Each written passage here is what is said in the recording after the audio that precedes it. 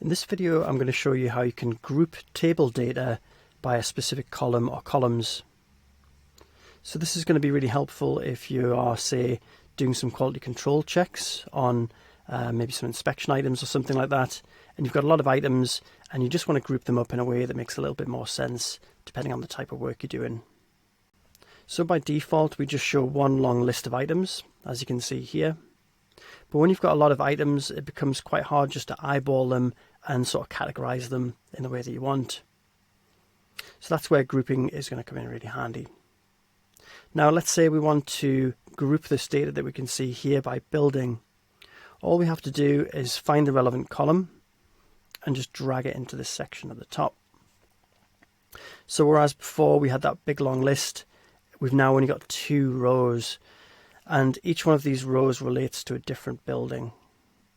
Now you might notice next to each one of these groups we have this little number in brackets, and that's telling us there are, in this case, 3 items relating to the external building and 7 items relating to the main building.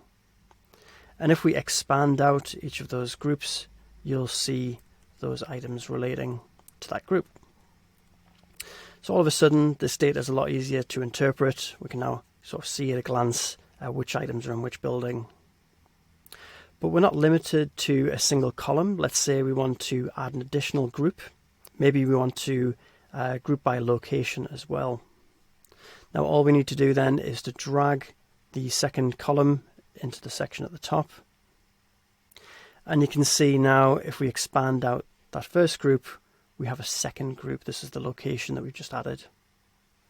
This is telling us that there are 2 items within this store location, there's 1 item within the rear entrance, and there's 4 items within the conservatory. Again, if we expand those out, you can see we have those items that relate to that group. So that's how you add groups, that's how you group data. You can add as many groupings as you like.